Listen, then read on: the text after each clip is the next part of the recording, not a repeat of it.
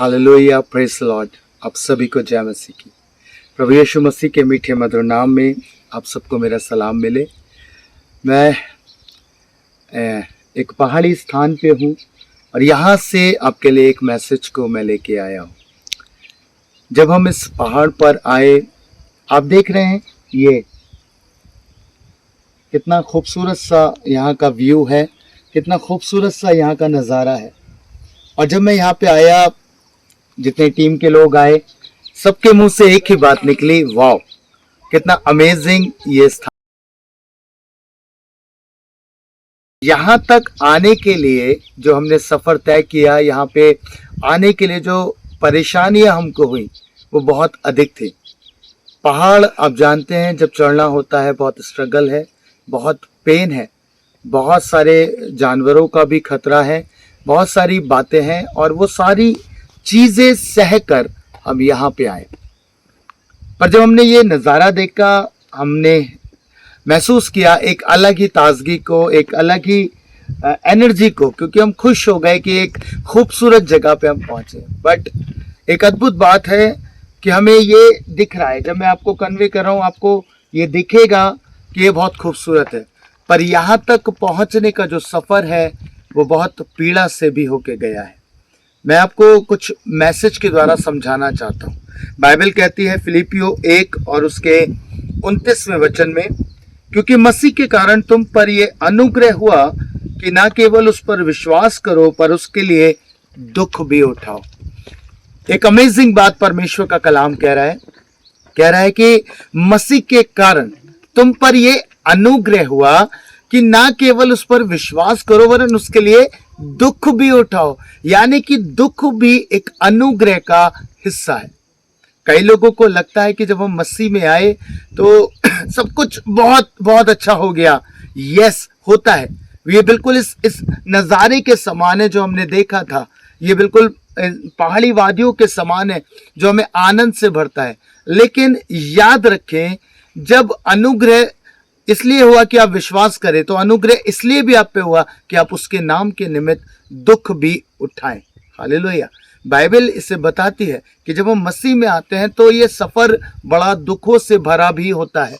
जब जेल के भीतर पौलुस इस मैसेज को लिख रहा है तो वो पीड़ा में है, वो दुख में है और इस बात को प्रकट कर रहा है कि मैंने विश्वास किया और विश्वास में मैंने परमेश्वर के अनुग्रह को देखा, साथ ही दुख में भी मैंने परमेश्वर के अनुग्रह को देखा है। हालेलुया। तो अनुग्रह आपके दुख में भी है। ऐसा नहीं है कि अनुग्रह केवल विश्वास के समय है, अनुग्रह आपके दुख में भी होता है। बाइबल कहती है जब स्वर्गदूत मरियम के पास पहुंचा तो उसने एक मैसेज कन्वे किया। लूका 1:30 में लिखा है कि परमेश्वर का अनुग्रह तेरे ऊपर हुआ है।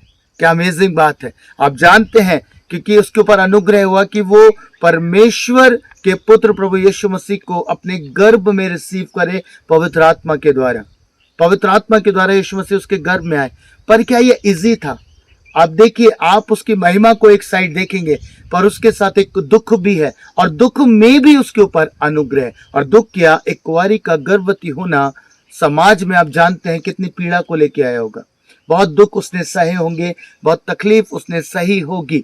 लेकिन फिर भी मैं आपसे एक बात कहना चाहता हूं खुदा के लोगों, कि आपने देखा कि जब उसने प्रभु को जन्म दिया कितनी बड़ी महिमा उसकी हुई। सेम थिंग आपके साथ होगी, सेम चीज आपके साथ होगी। आप के ऊपर अनुग्रह हुआ कि आप विश्वास करें और साथ ही अनुग्रह हुआ कि आप उसके लिए दुख भी सहें। चेले भी जब यीशु के नाम के कारण सताए गए, बाइबल कहती है वो आनंदित हुए, आनंदित हुए। आपका जॉय आगे रखा है। बाइबल कहती है कि हमारे लिए एक बड़ा प्रतिफल रखा है। हम जब यहाँ पे आए हमने ये देखा और हमारे मुंह से निकला, वाओ क्या अमेजिंग व्यू है, कितनी खूबसूरत जगह है। लेकिन उसके पीछे एक दर्द भी है।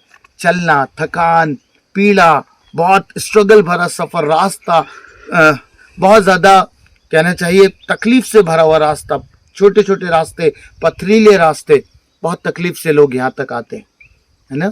पर मुझे ये बात समझ आई प्रभु के वचन के अनुसार कि हमारे ऊपर इसके लिए भी अनुग्रह हुआ है, हमें अनुग्रह दिया गया है। हम उसके लिए दुख भी सहे, हम उसके लिए पीड़ा भी सहे।